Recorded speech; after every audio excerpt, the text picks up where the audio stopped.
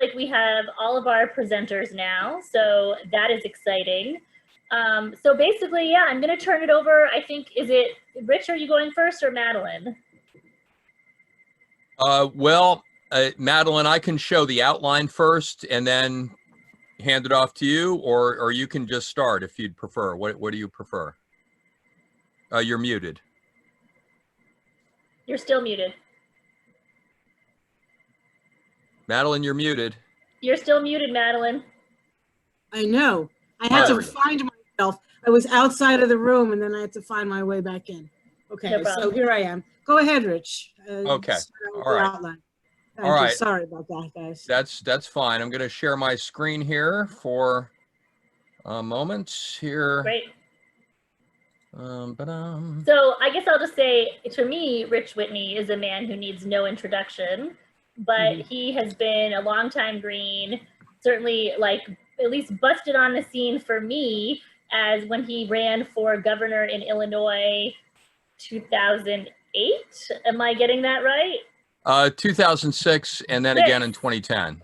And then again in 2010. Sorry for getting my dates wrong, but certainly, you know, broke on the national scene in the Blagojevich scandal, you know, that whole mess, which seems like ancient history now.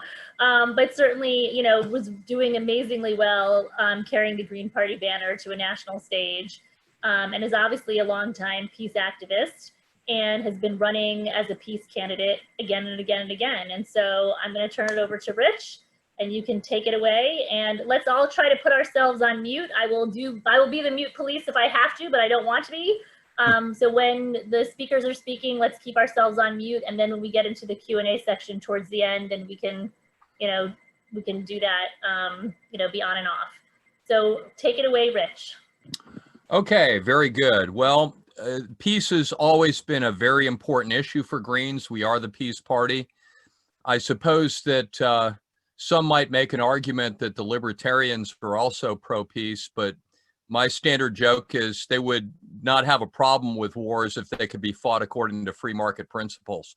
So we're the party that's really founded on peace as one of our core values. So this is what we hope to cover this evening. I'm going to kick it off to Madelyn in just a minute to kind of introduce the subject and talk about, just kind of remind ourselves, most of us already know this stuff, but kind of remind ourselves about why it is so important for peace and anti-militarism to play a prominent role in Green Party campaigns. Then Madelyn's going to kick it back to me to cover some of the important things that we on Green Party Peace Action believe that candidates should know as they get into campaign 2020. Incidentally, although most of what we're going to talk about is obviously more relevant for congressional and other federal candidates, the candidates that are running for state or local office, there are some ways to tie in on that as well. And so we will be at least touching on that during the course of this presentation. So I'm going to cover A, B, and C under some of the important things to know. Then I'm going to hand the baton back to Madelyn to talk about the connections between environmental harms and militarism and war, including the climate crisis. Haig Hovanes, who is also with Green Party Peace Action, is going to share a little bit about the nuclear arms race and that aspect of the issue. He has been especially focused on that with Green Party Peace Action, so we wanted to give him a few minutes to talk about that. Then we're going to go back to Madelyn to talk about the peace pledges, which both Green Party Peace Action and the Black Alliance for Peace have out there, which is a great tool for candidates. It's a way to proclaim yourself as a peace candidate, and it also has instructive material in it as well. So Madelyn will talk about that. And then finally, at the end, we'll go back to me and I will share some resources in terms of peace organizations, news information and analysis, and also sources for opposition research. So with that, I'm going to kick it back over to Madelyn. Thanks, Rich. And I am unmuted, so you can hear me.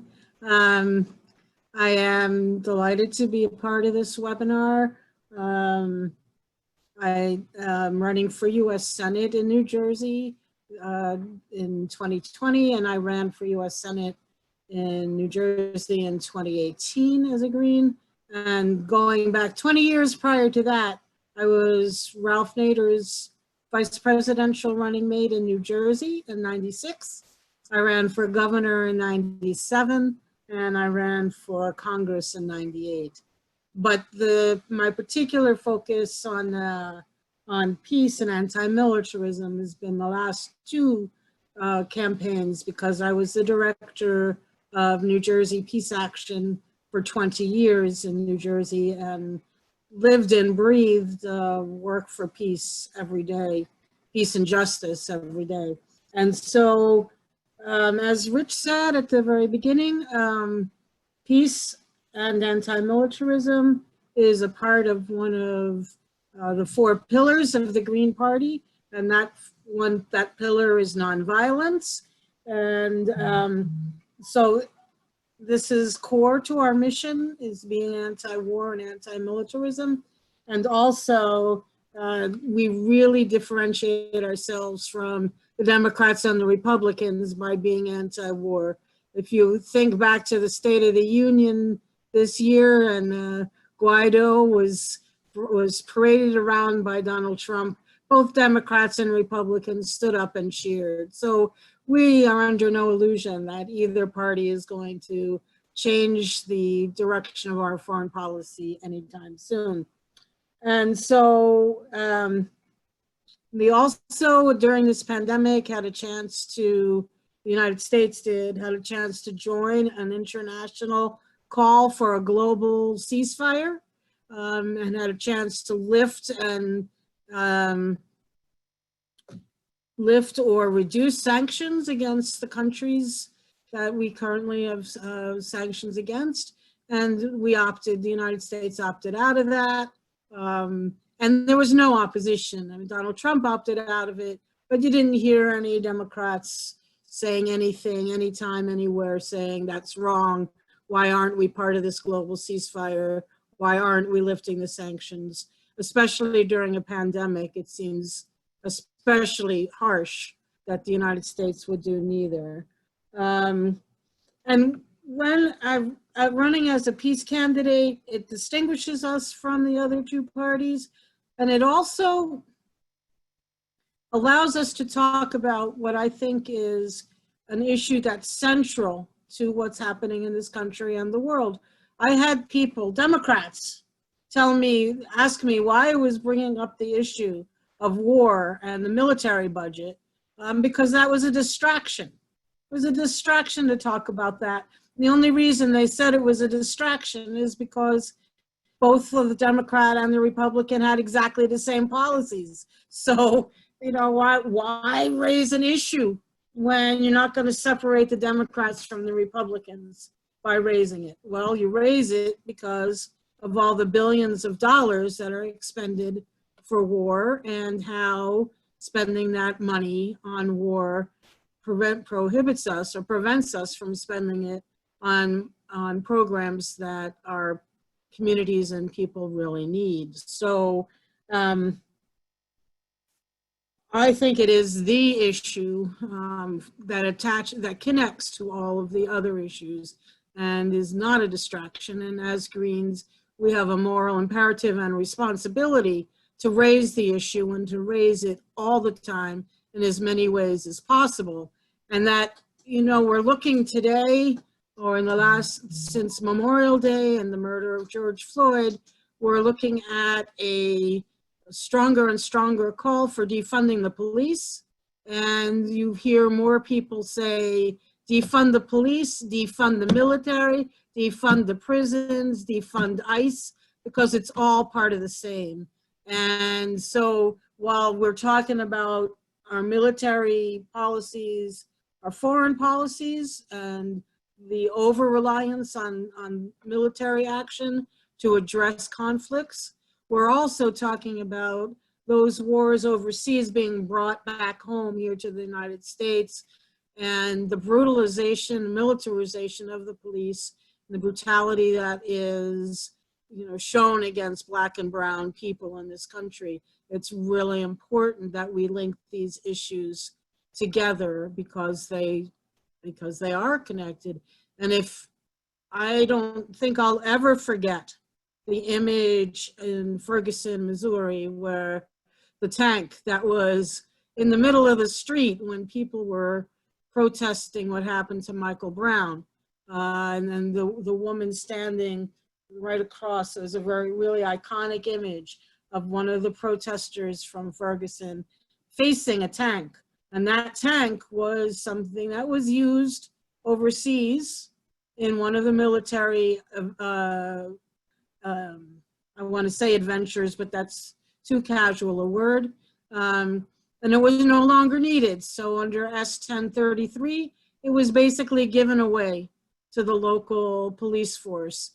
And the police force in Ferguson, Missouri used it against their own people. So we need to make sure that we link these two issues, the wars overseas and the wars at home, and then address the issues that are needed here at home by saying, if we take 50% of the military budget, or $370 billion, if we take, or $370 billion, and we bring invest that at home, we can do a whole lot better for our country and for the world than if we continue to spend it overseas. Education, healthcare, climate change, infrastructure repair, workers' benefits, all the things that we've seen through this pandemic, these needs that we have here at home that were exposed by what's happened in the last couple of months, 3 months. And so lastly, as I say, it's a moral imperative that we do this. One of my critics in 2018 said, well, really, Madelyn, don't you know the only ethical choice to make in this election is to vote for Senator Menendez because he's a Democrat and we don't want a Republican in office. And as soon as he won, one of the first things he did was to support military action in Yemen and in Iran, mostly in Iran. So, yeah, so what's the ethical choice? It's not a Democrat over a Republican.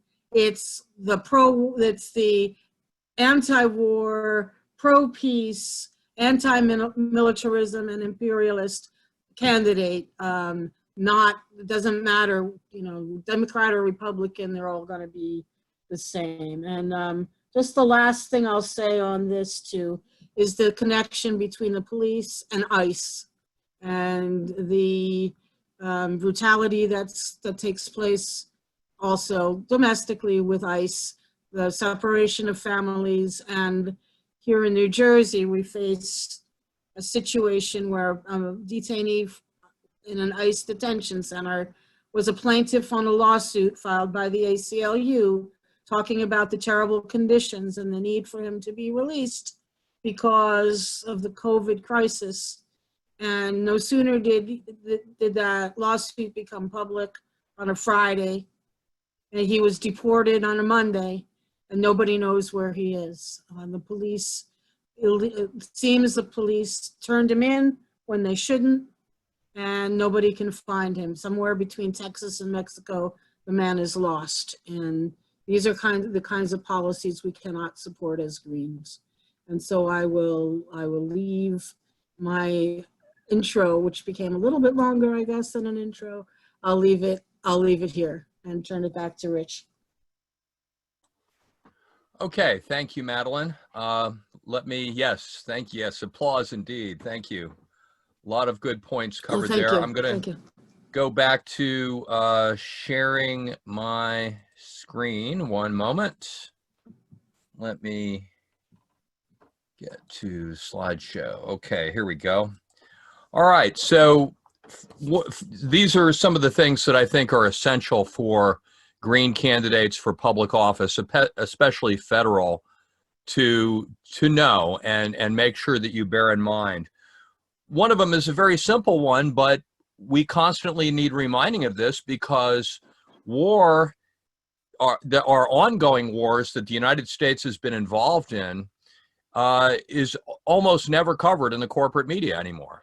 The media just don't talk about it, except the only exception being when they find it necessary to drum up support for one, or they want to score points against one of the governments that's being targeted. For example, just this morning on what I like to call nationalist propaganda radio, they had reports about Syria and how, oh, the economic conditions are so terrible there, without mentioning the U.S. sponsored and backed war that has devastated that country, attacked its sovereign government, and just recently imposed economic sanctions, right? None of that was mentioned. It was all in order to try to cast the Assad government as a bad guy. And we hear that repeatedly in other variations. But other than that, we never hear reports on the fact that we are at war. It kind of drove me crazy a few months ago when, there was talk about maybe we'll go to war with Iran, and it was cast as, oh, we might get involved in a war. Hello, people, we're involved in a war. We're involved in 5 wars, at least, depending on how you count them, but still military presence, still bombings going on in Afghanistan, Iraq, Syria, Libya, which is a complete mess. It's hard to even know which side the U.S. is supporting right now. It's basically a fight between 2 principal warlords with numerous countries backing each side. And that, of course, follows what happened in 2011 with the NATO bombing and deposing of the Gaddafi government. Somalia, how many people even know that we're at war in Somalia? The bombing in Somalia has been stepped up in 2020, but you don't hear a peep out of the corporate media. And I would say that it's a responsibility of Green Party candidates to bring this issue to the attention of the American people. And there's others as well. Yemen, it's more now of a proxy war through Saudi Arabia, but when you're giving Saudi Arabia $10 billion worth of military assistance, well, you're kind of still at war with Yemen. And Pakistan, not so much since 2016. That's kind of wound down, but who knows when it can start again. And meanwhile, the United States is busy using other means of trying to overthrow sovereign governments in other countries like Venezuela, Iran, Nicaragua, and probably others. And that kind of allows me to segue into the next point. Another reason why this is true is that the actual casualties of Americans has gone way down. And this is an important thing for the peace movement and our campaigns to understand, is the nature of war, imperialist war, has changed in the last decade especially. One of the ways that Barack Obama, I guess, was able to sell the attacks on Libya and elsewhere, oh, there'd be no boots on the ground. Remember that phrase, boots on the ground? We won't have boots on the ground. Well, he made good on that. It still devastated Libya, but as you can see here, there were actually 0 U.S. casualties. And if you look at all of these figures, really, it's only been about, in the last decade, only about 100 U.S. servicemen and women have lost their lives in these conflicts in the last decade. Now, before that, it was much higher, the original invasion of Iraq, etc. But this is a big thing. This is an important change we have to take account of. We're no longer seeing large numbers of body bags coming home, which is one of the things that we used to be able to count on to help fuel the peace movement in this country. Not there anymore. We have to find ways to take account of it, and it's up to us, I think, as Greens in our messaging to convey the message that, no matter how you slice it, war is still immoral.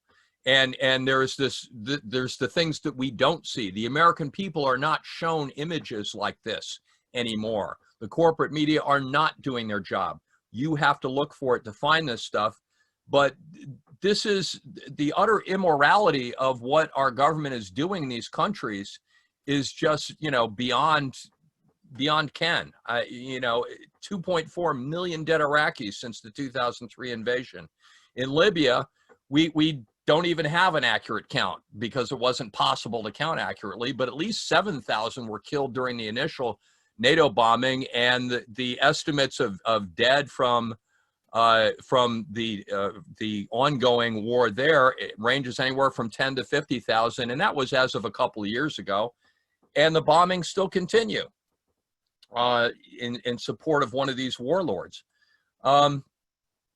It's also important, and we're going to get into this a little bit more when we talk about the peace pledges, because that goes over it in detail.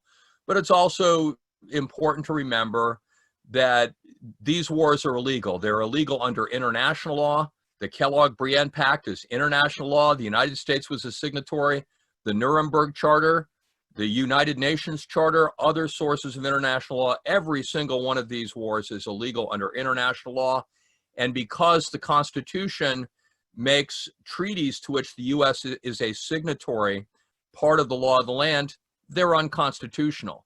So when you see these debates, it drives me crazy. You see these debates once in a while of, oh, well, gee, don't we need to reauthorize the authorization for the use of military force that was adopted in 2001 and the other vote authorizing the invasion of Iraq? Maybe we need to update that. This is the character of the debate between Democrats and Republicans, right? Is, well, we need to update the authorization. No, the authorization itself was illegal. You know, any domestic nation's law does not trump international law, and it's still unconstitutional because we're still violating those treaties to which the United States is a signatory. So there is a legal dimension to this, and I think this should be part of the points that our candidates raise. This is getting back to some of the other things I was talking about earlier, that the means of engaging in war have changed dramatically, primarily the use of drone warfare. One thing I don't have on this list is mercenaries, obviously privateers, mercenaries. That's another more or less recent change or given more emphasis in recent years. The use of illegal economic sanctions. We have nearly 1,000 U.S. bases on foreign territory. Those play a role in intimidating other countries. So there's that. There's the use of the CIA, the National Endowment for Democracy.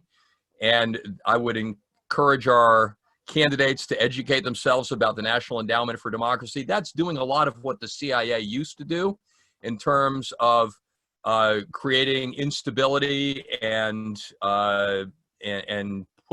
basically pushing for so-called regime change in other countries. And there's other NGOs and private surrogates that are being used. These things are getting increased emphasis as opposed to putting boots on the ground. And it's important for us to be aware of these trends and to be able to articulate and respond to them. Regarding economic sanctions in particular, these are also illegal under international law. Again, when we get to the peace pledges, that also goes into that and gives some more specifics on that. But if you look down the bottom here, and I'm going to come back to this reference in particular, the website sanctionskill.org has a lot of great resources there talking about that. But really, economic sanctions amount to war by other means. And that's I think, the overall takeaway on that, and something that we need to be increasingly aware of. This is just a map showing where all of these military bases are located around the world. It kind of looks like an empire, doesn't it? Well, maybe that's because it is. You know, no other country has anywhere near this number of foreign military bases on other nations' territory. I think Russia has like one or something. I mean, there's nothing even comparable to this. This is a uniquely U.S. development, and it does play a role in intimidating other nations.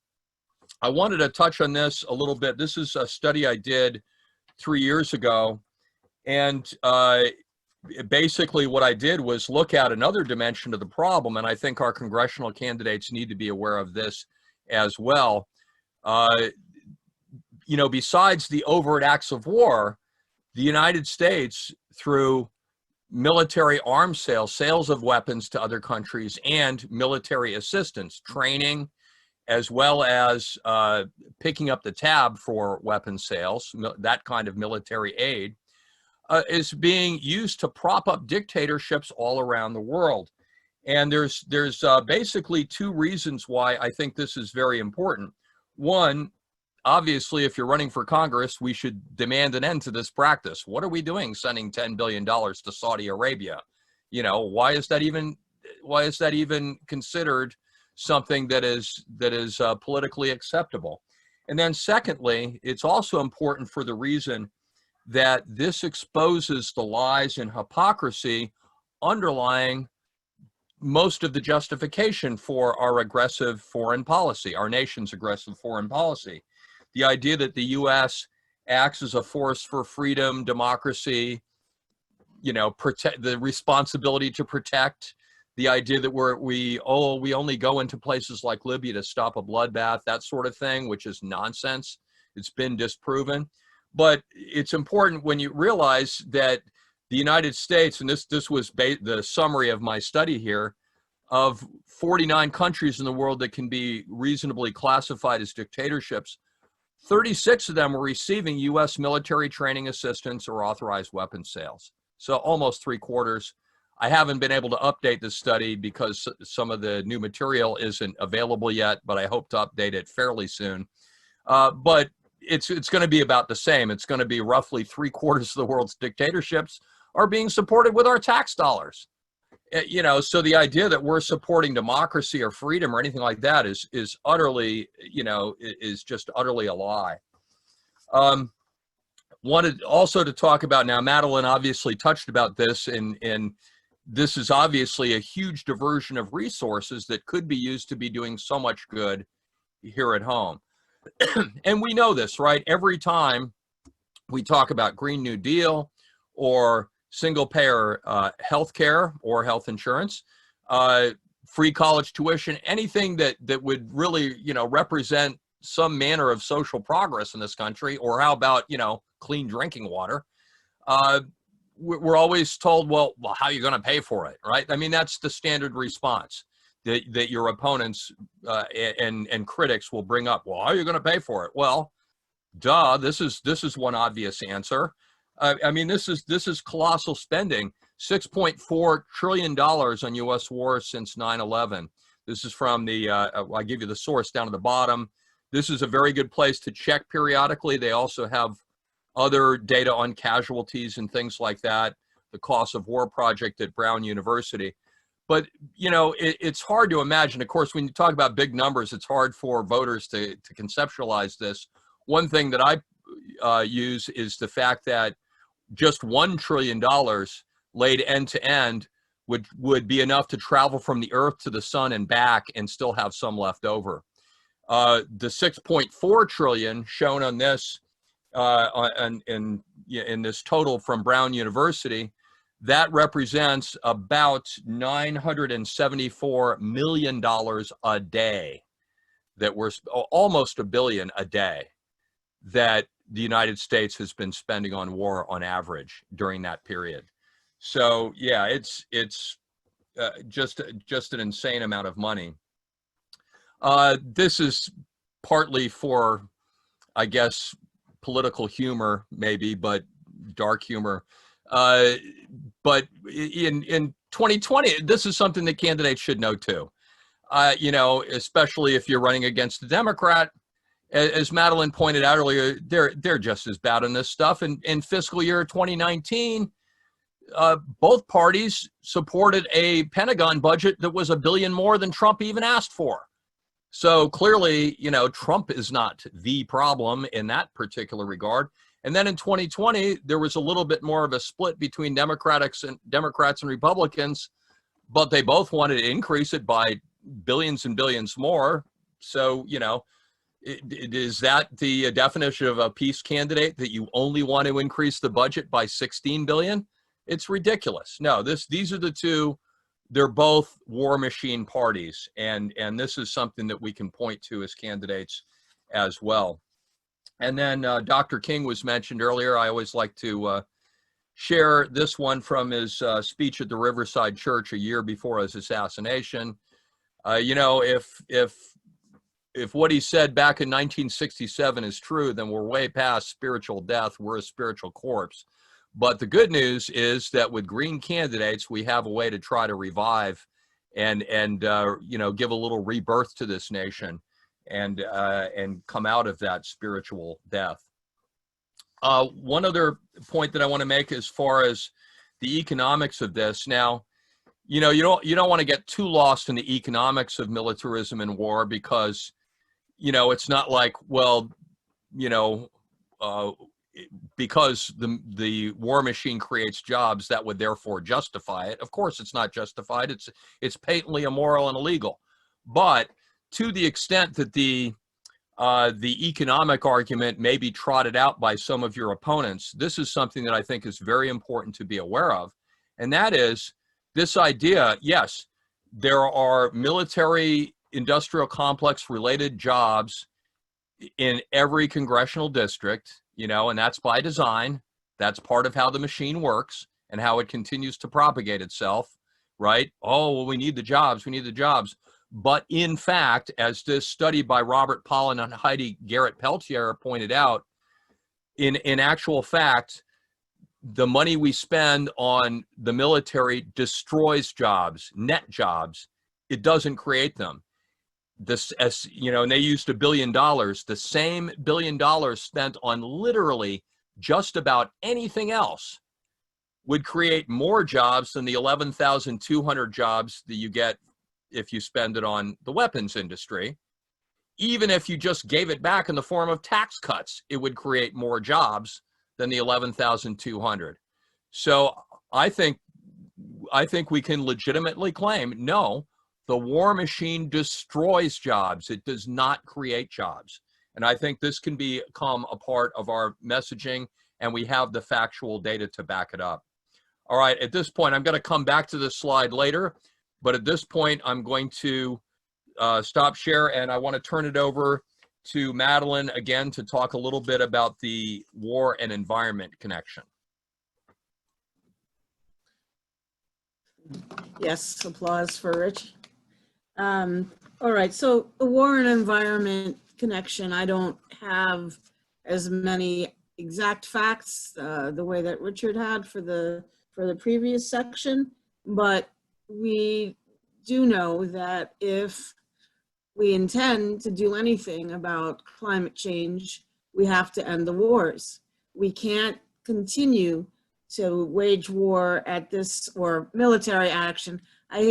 Sometimes people say when I use the word war that I'm misusing it, since none of these has been declared.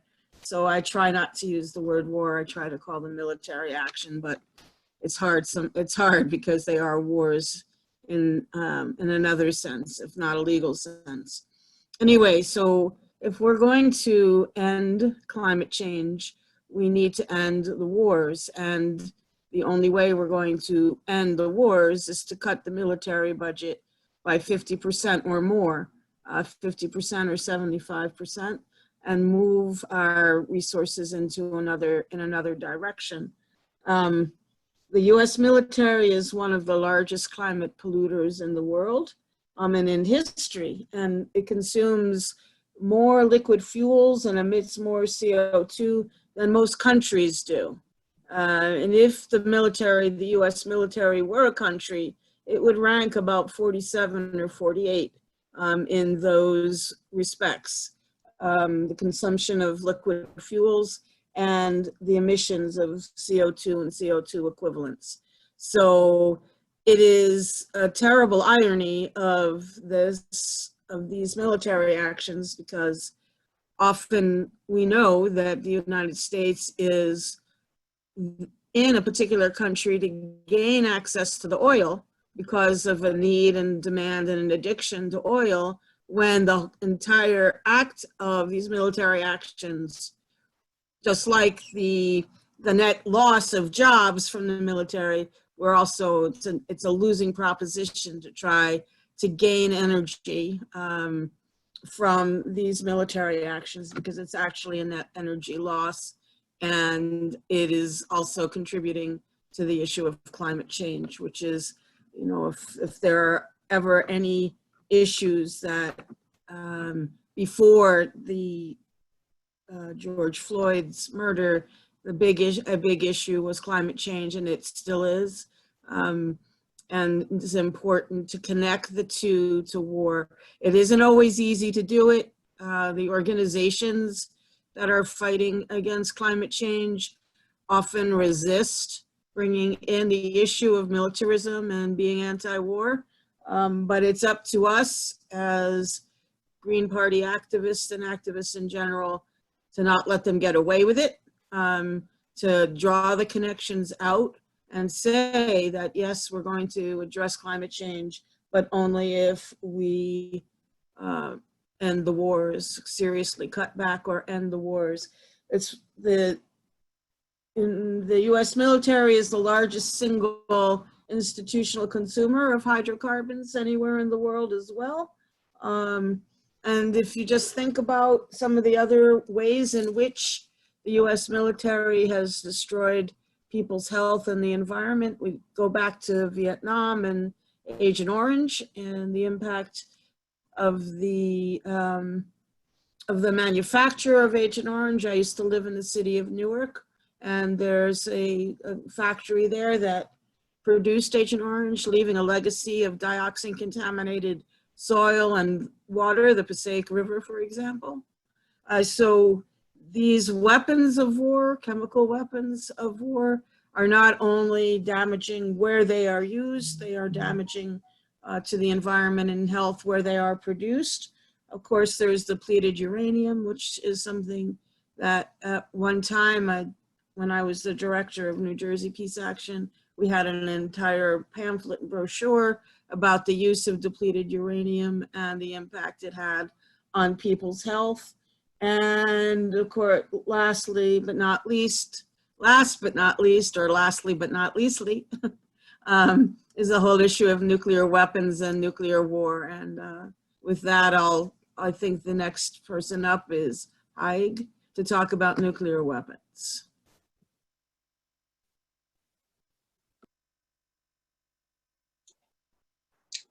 Okay, Rich asked me to contribute some information because he was aware that I had developed some slides on this issue to present at the annual meeting. So I've made a subset of that presentation, and I'll try to quickly go through it. I'm going to share my screen now. And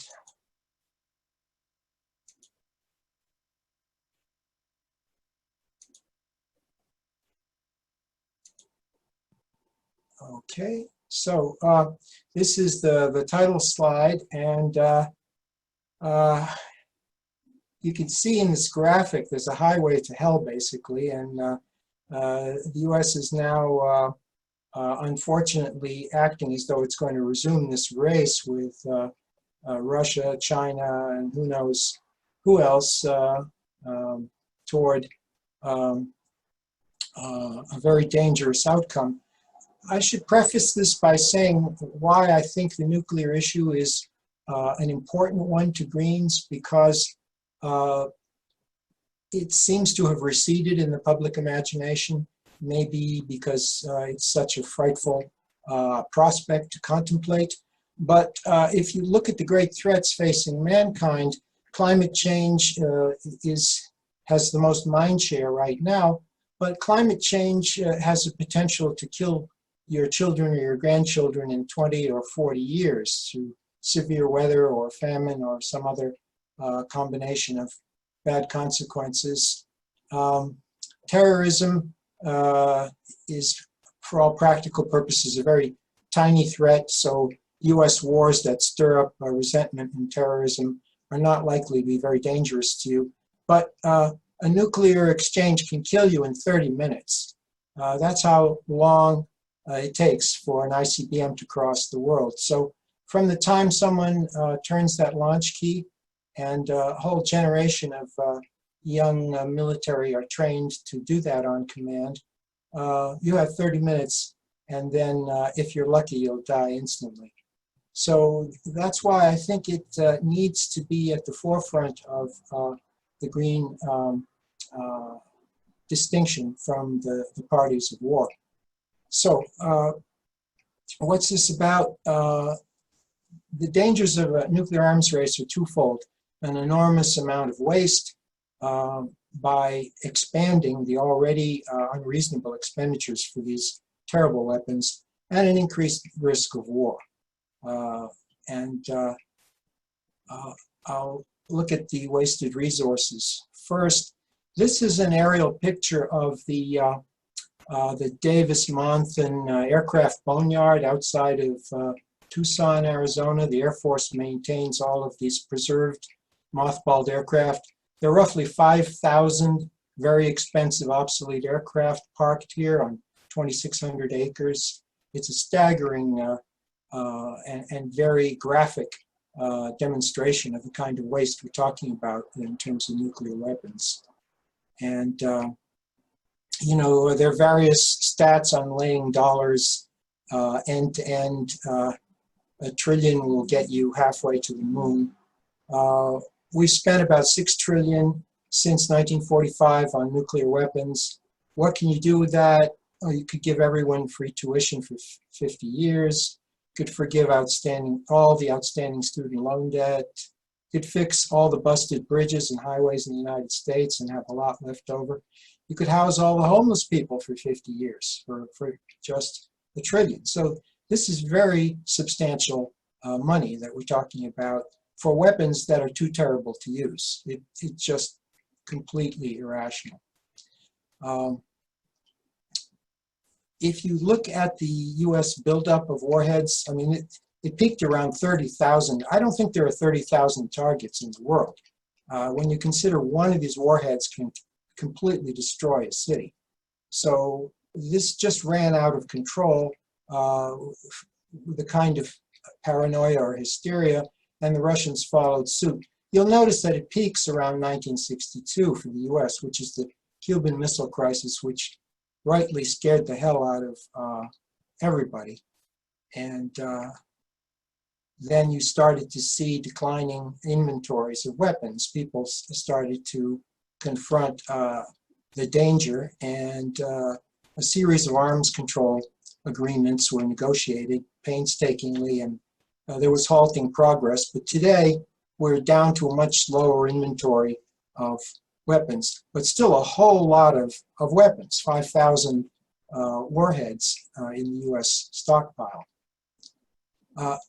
So these agreements are not permanent, and they're all in jeopardy, and they're starting to be reversed. This is a very alarming development. In addition to the quantity race, you know, who's got more, there's also been a qualitative competition, and it's been equally foolish and fruitless. If you look to see the lead that that the U.S. has had over the years, it's never lasted very long. I mean, the Russians had an H-bomb soon after we did. They had ICBMs at about the same time. Submarine-launched missiles, it took them longer. And these are progressively more deadly and dangerous and destabilizing systems. Under the Bush administration, we withdrew from the ABM treaty that ushered in the Star Wars fiasco. And the Russians, being conservative, figured, well, maybe if they really have something like this, we have to introduce something that nothing can stop. So now they've got hypersonic warheads. And now, of course, we need the same thing. But the lesson is, this is a waste of time. There's no persistent advantage. Once you invent something, it's obvious to an adversary that they can have it too, with sufficient expenditures. So the risk of nuclear war is increasing. The doomsday clock, maintained by the Bulletin of Atomic Scientists, tries to factor in all of the current risks, and it's getting very close to midnight because we're abrogating treaties, we're introducing destabilizing weapons, proliferation continues, and they're increasing international tensions. So I won't go into the details of these treaties, but the key thing is Trump has withdrawn from the Medium-Range Missile Treaty. He's pulled out of the Open Skies Treaty, which permitted inspection. And it looks like they intend to refuse to renew the START Treaty, which was a major arms reduction treaty. So we're headed into an arms race again, with all the dangerous consequences. The Air Force has just awarded a sole source contract to replace the 400 Minuteman ICBMs. You can imagine how well that will be managed. A new stealth bomber has been approved. The Space Force has been chartered, which is all about the weaponization of space, which is very expensive. Costs $1,000 to put 1 pound of payload into orbit. So you can imagine what these orbital interceptors, reconnaissance, anti-satellite systems will cost in terms of deployment. Low-yield warheads, very dangerous, because low yield is kind of an interesting term. They're about half the yield of the Hiroshima bomb, 5 kilotons. That's 5,000 tons of TNT equivalent. So low yield indeed. What most people don't grasp when they look at the ruins of Hiroshima and Nagasaki is that those bombs were 100 times less powerful than the current standard deliverable warhead in both the US and Russian arsenals. It's just an incredibly dangerous kind of weapon. What does Congress say? Nothing. The Democrats made some noise about, well, maybe we shouldn't have this type of weapon, or we shouldn't have space weaponized. But the Democratic controlled Congress approved this huge defense budget with destabilizing weapons included. So the consequences are very serious. I like to say if war is an addiction, nuclear war is the lethal overdose, because we're not just talking about unparalleled catastrophic casualties and destruction. We're talking about the possibility of a global catastrophe from nuclear winter, something that military planners persistently refuse to contemplate because it would undermine their whole enterprise. There have been many close calls where the world is on the brink of nuclear war. There was one during the Cuban Missile Crisis. The Navy didn't know that there was a Russian submarine off the coast of Cuba with nuclear-tipped torpedoes. And the Navy had orders to force submarines to surface, so they were dropping practice depth charges on them. And this frightened Russian submarine crew decided to launch a torpedo to halt the attack. And fortunately, it was countermanded. But that would have set off a nuclear war between the US and Russia. And what people don't grasp is whatever the leadership says, they don't directly control what's happening out in the field. With complex systems and short decision times, things can get out of control. And the consequences when dealing with nuclear weapons are horrifying. Just as a thought exercise, let's just replay the Cuban Missile Crisis in Taiwan. Trump has already withdrawn from the INF Treaty, which means he's going to field medium-range nuclear-tipped missiles in the Western Pacific. He wants the Philippines to take some. Australia has refused. What if a nationalist government decides to accept US nuclear missiles on Taiwan? Now, the Chinese say, you can't have those missiles. They're a direct threat to us. We demand that they be removed. We're going to blockade Taiwan until the missiles are gone. So once again, we'd be on the brink of a nuclear war. They said something about the Bourbon monarchy, Louis the 18th. They forgot nothing and they remembered nothing. And that seems to be what's happening to us in terms of the dangers of nuclear war. We're stumbling into the same foolish policies that brought us to the brink of nuclear war 50 years ago. And there's plenty of theoretical support for all this nonsense. I won't go into the details here, but if you look at the longer presentation at the annual meeting, you'll see more on this. To Madelyn's point, there is an ecological impact here from nuclear weapons production. There are very dangerous high-level radioactive wastes produced in the production of the nuclear weapons, and they haven't been cleaned up properly. The worst situation is at Hanford in Washington State, where it's just a staggering amount. They've got, you know, thousands of gallons of high-level radioactive waste in rusting containers that have to be remediated. So there is an environmental issue here as well. So what should be done? Peace groups should unify on the nuclear war issue. A first step would be committing the U.S. to no first use, which would reduce tensions and take away incentives for preemptive strike. Destabilizing weapons like space-borne systems, low-yield nukes should be stopped or banned.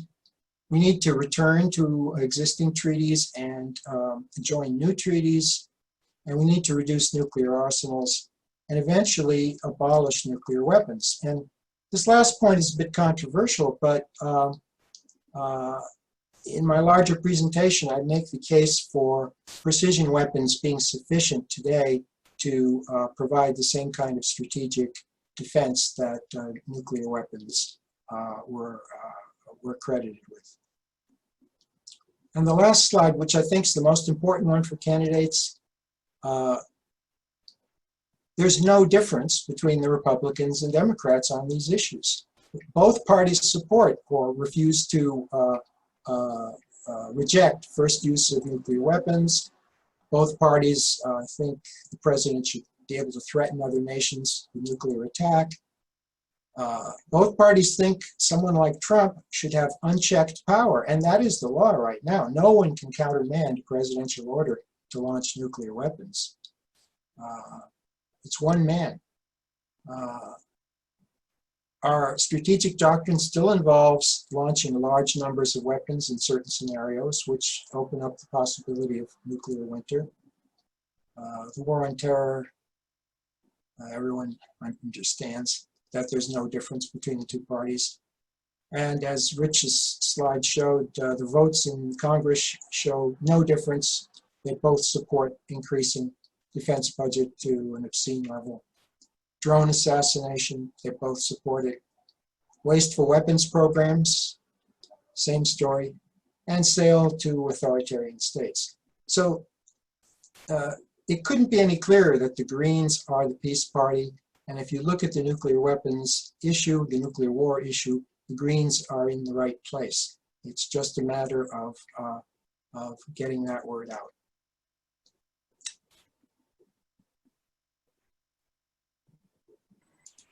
Great, thank you. That was a lot of content. So thank you all very much. Yes, virtual and actual applause for Rich and Madelyn and Hyde.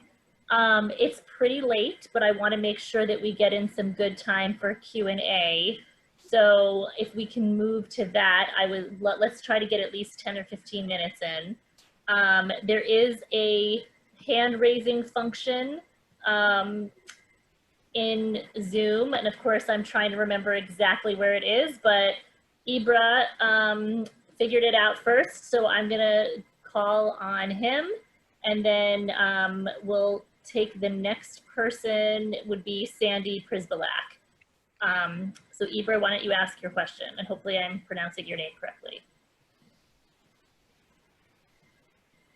And make sure you're off mute.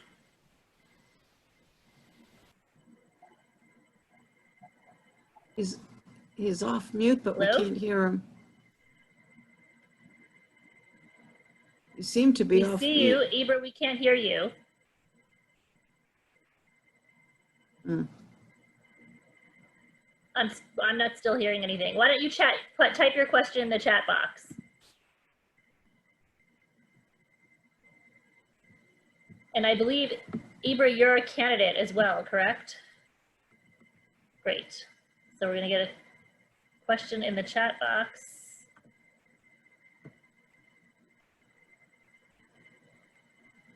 Running for US Senate, fabulous. Remind us what state? Oregon, there you go.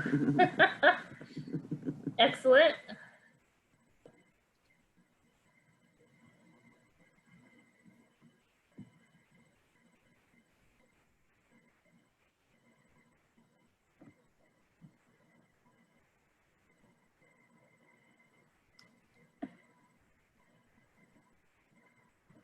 All right, would like to know more about YEA SLI 2013. And if there's some catchy acronym for that I missed, apologies. Yeasley, I don't know. Who's gonna field that question?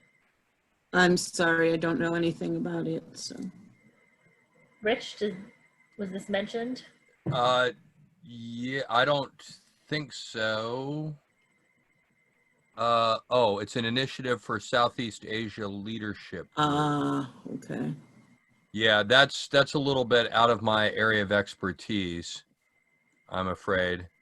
I'm wondering, Hillary, before we go on to the next question, if just really quickly, I'd like to share something, because there were a couple other things we did want to cover, but Sorry. yeah, no, that's okay.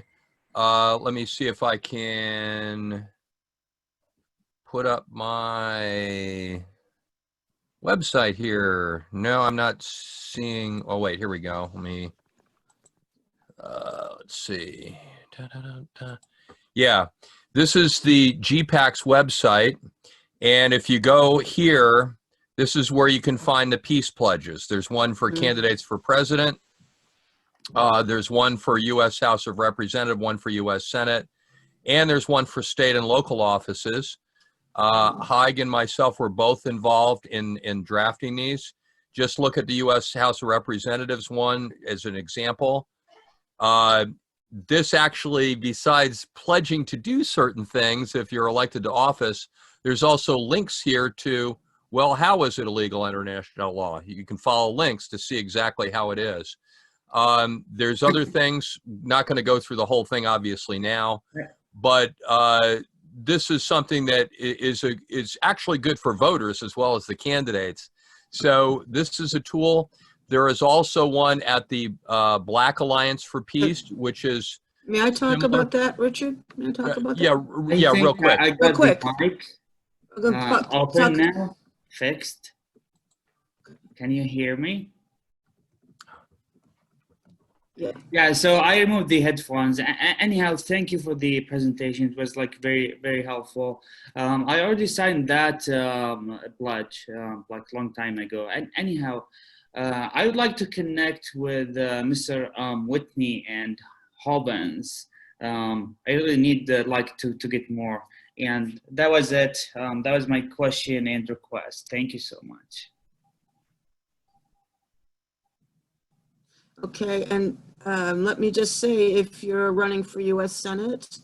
I got the nomination 2 weeks ago. Yes, there's another pledge that I signed that I would recommend any candidate for public office sign. The Black Alliance? In addition to, and I'm sorry, not Black Agenda, Black Alliance for Peace.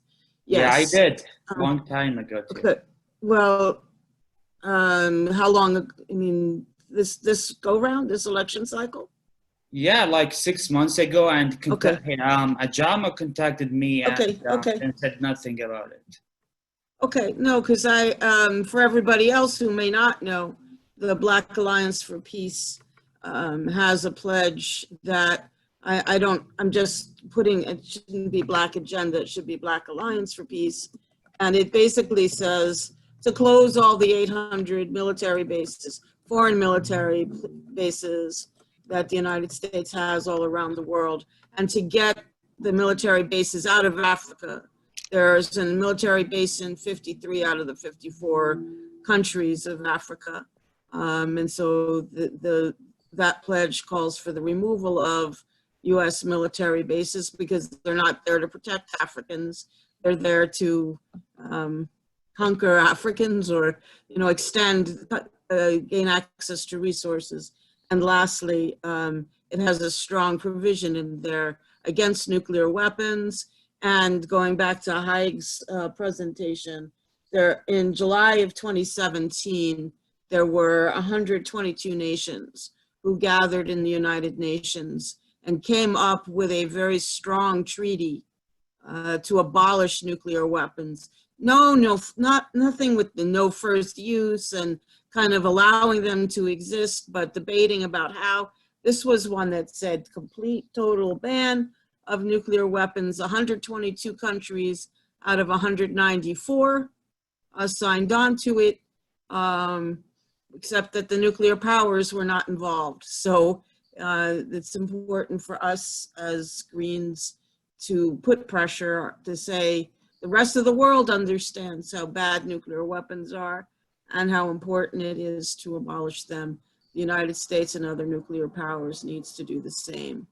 And that coalition against US foreign military bases, together with the Black Alliance for Peace, is calling for closure of the 800 foreign military bases, which is a huge expense and a huge act of aggression around the world.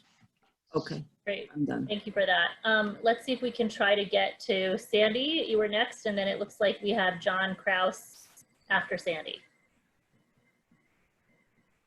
I was just wanting to know if this presentation will be available on the GPUS website. I always save the chats at the end of these type of meetings, so I have all the references, but my candidate really needed to see this, and he's not on. He couldn't make the meeting tonight, so. Sure, we recorded it, and we'll also be able to download the chat, and I can share that with you specifically. But the recording should go up on our website in a few days. It's the Coordinated Campaign Committee website, and I'll put that link in the chat box as well, but it's on gpus.org, which is the more internal facing website. And then you just navigate to the Coordinated Campaign Committee site, and then our webinar page, and I'll put that in the chat box. Okay, will the slides be in there too? Yeah, I can put up both. If Rich and Madelyn send me and Haig send me your stuff, and I'll put the slide decks up as well. Excellent, thank you. Okay. Sure. Yeah, can I just add real quick, both Haig and myself are doing presentations at the annual national meeting. Haig is doing one that you saw. You got it like a sneak preview of it just a few moments ago. I'm doing one with Kevin Zeese of Popular Resistance on the subject of war by other means. So the subject that I talked about a little earlier about economic sanctions, drone strikes, etc., we're going to get a little bit more into detail on some of that stuff. While we're doing the questions, I just want to share these last few slides. They're pretty self-explanatory, and but I want people to be aware of some of the resources that are available. But we don't have to interrupt the Q&A for that. Great. Let's have John, and then I saw Holly was on staff next. Yeah, my question is mainly for Rich. How can you link this to campaigns for like state representative or county board, parish council as we have here, especially in the context of Black Lives Matter and the movement to defund the police that's currently going on? Sure, and obviously there are limitations because, city councils, county governments, etc., can't literally affect what the federal government does. So a lot of this is for congressional candidates. I would encourage you to look at the Peace Pledge for state and local candidates. It does have some specific things that can be done. There's always city resolutions, working that grassroots democracy. You may remember that there was quite a movement some years ago against the Patriot Act, and it ended up getting something like 300 plus city councils passed resolutions to repeal the Patriot Act. Well, obviously it hasn't been repealed, excuse me, but that was still a good showing of a grassroots movement trying to do something and letting people know that there is resistance to this. And I think the same can be done with candidates at the state and local level. You can always point out in your campaigns hey, look, part of the reason our state is starved for funds and part of the reason our county or city are starved for funds is because it comes from the top. You know, it's not because the wealth isn't there in the richest country in the world. It's because we're spending it on other things. And, you know, there's other ways of hooking up the issues, but we do have some of those laid out in our peace pledge for state and local candidates. I would also just like to add that the S1033 program is something that comes right down to either a county or even a municipal level. And that's the program that takes the tanks and other no longer used military hardware from the wars overseas and literally gives them away to local municipalities and county governments. So it's possible that that's something that your particular town or county state is looking into. And they can also be described or discussed under the category of demilitarizing the police.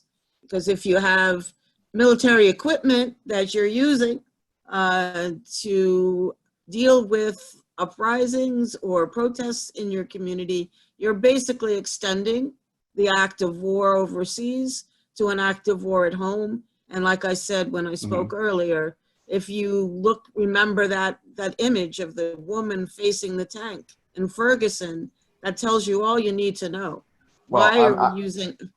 I'm in Yeah. Baton Rouge, and we saw that the police can be very militarized in 2016 if they feel like it here. Right. Well, and so, but that to me, you know, to link the two issues, to defund the police and demilitarize the police. Those are two issues at a local level that can be used to connect to Black Lives Matter, or not to connect, but because they connect. You don't have to use them for anything. They automatically connect to Black Lives Matter. I mean, and just to chime in, when you were talking about the military budget and how we're just spending billions upon billions of dollars and what we could be spending that money on in our local communities. I mean, the same thing, at least in Philadelphia where I live, can be said of our municipal budget. You know, it's an ungodly amount that goes to the police. And then when you factor in the jails and the district attorney's office, I mean, I've seen figures where it's almost 50% of our city budget is going to the, you know, entire spectrum of the criminal justice system, and not for things like schools and playgrounds. And, you know, we don't have a municipal hospital in Philadelphia. So, you know, I think that's another way to link these issues is, you know, that there's the opportunity cost, like, because we're doing this, what are we not doing? And most of that, I think, is in our local community. Our municipal hospital also disappeared several years ago. Yeah. Well, and in New Jersey, we lost 26 hospitals, I think, in like something like 28 years. So, you know, we could have used those hospitals during this pandemic, couldn't we? But the public funding is not available, and this is a major reason why. All right, Holly, you are next. And so right now, the last person on our stack. I certainly recognize that there are people on the phone who can't do the, you know, hand lowering thing. So after Holly, if there's any phone people who want to ask questions, let me know. Though, Holly, did you just lower your hand? No, I was going to try and make it quick. Just as a historical perspective, I worked for National Pentagon Radio for like almost 30 years. And back in the time when it actually before it transitioned to be reliant upon things like Archer Daniels Midland, which we joked was the price fixer to the nation, if anyone remembers that joke. And at the time, there was a quite different, it was much more of the Fourth Estate fanatical, you know, independent and not dependent or not partisan news. But I recall when the United States first went to war with Iraq in '92, and what happened, you even had Republicans at the time, you know, decrying that. What I and others in our stations saw or heard were NPR and other news outlets at first saying openly that there was no yellow cake, or there were no weapons of mass destruction, blah, blah, blah.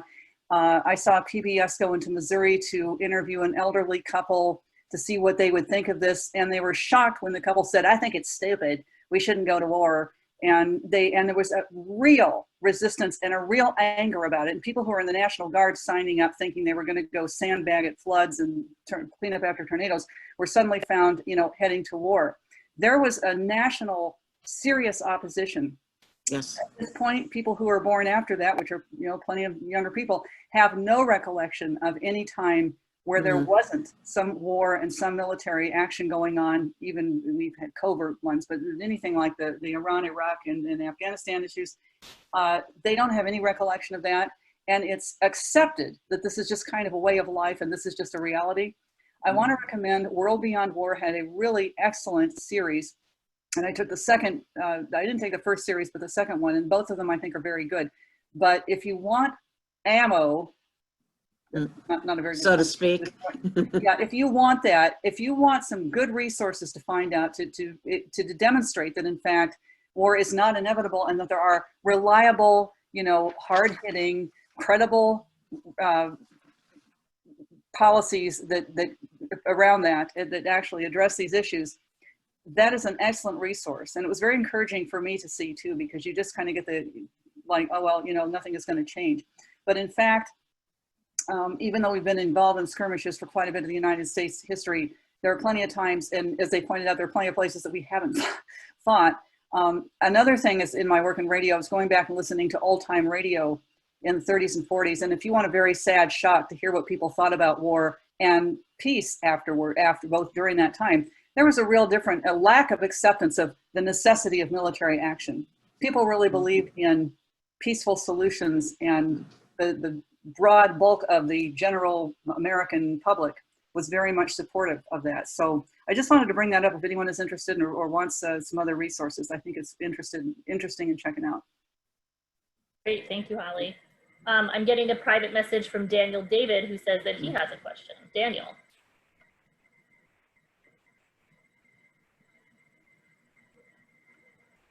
Be sure to take yourself off mute. Okay. Yes. Well, it's a simple question. Can we have much hope to dissolve the military budget without addressing the current destructive economic system of capitalism, where greed is viewed as an incentive to greater success? Quick answer is no. We have to simple Well, question, simple answer. We have to dismantle capitalism in order to dismantle war. That's my quick answer. Yeah, I'd like to also respond to that. I agree with Madelyn on that, but I think it's fair to point out that not everyone in the Green Party agrees with that, including in Peace Action. Haig and I have a friendly disagreement about that, and I think it would take it would take a while. That's a whole subject in itself, I think. I think where there is common ground, though, is to acknowledge and recognize that obviously there are economic drivers of war. The profiteers, the military-industrial complex, the war machine, they profit off of it. Obviously, companies that rely on oil as a resource benefit from it. There are a lot of ways in which corporations clearly profit from war and have a stake in its perpetuation and in the perpetuation of militarism. Some of us have drawn the conclusion that that is caused by capitalism and is endemic to capitalism.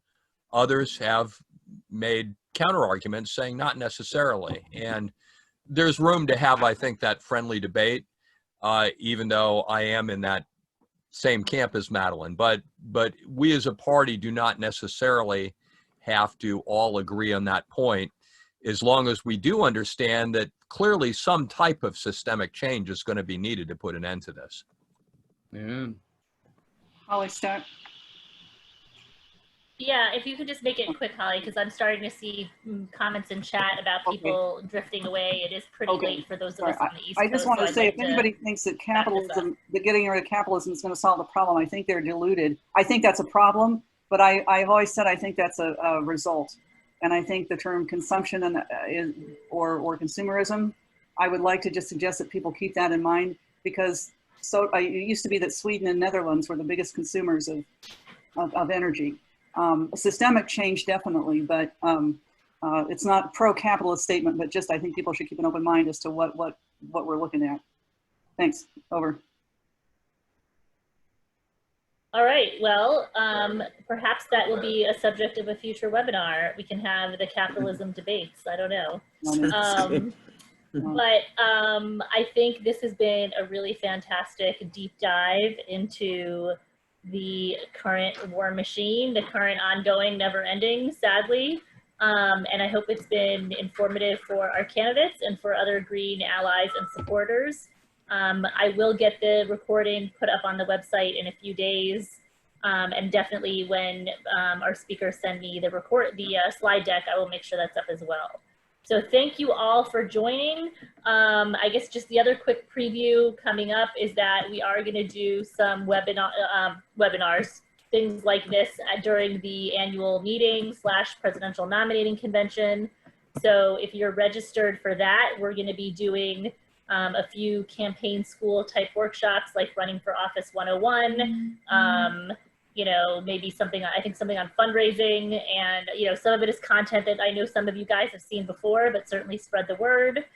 If you have any questions or want to contact the CCC, you can do so with the email that I just plopped in the chat, ccc@gp.org. And then the last thing is that once we get through the convention, in August, we're going to start, our next pivot will be towards giving away money, woohoo, to candidates. Don't get your hopes up. We don't have loads of money. You know, it is the Green Party, but we do give away our few nickels. And we have like an application process where candidates apply to us for support. And so that is what we do in the fall. And then of course, we'll have more webinars and various things. So thank you all. Thanks for, you know, sticking with us to this late hour, at least for those of us on the East Coast. And I will see some of you virtually next month at our PNC and others, you know, in the future. So thank you all. Have a great night, everyone. And thanks again to all our speakers. Thank you, Hillary. Thanks, everybody. Have a good night, everybody. everyone. Stay well. Good Thanks, night. Hillary. Good night. Take care. Thanks, Thanks. everyone. Thanks, Rich. Thanks, Thank you. Hyde. Thanks, Hyde. Thanks, everyone. Thank you, Thanks, Madelyn. Hillary. Thanks, Logan. Good night. Good night, John Boy. Thank you. Good night, John Boy.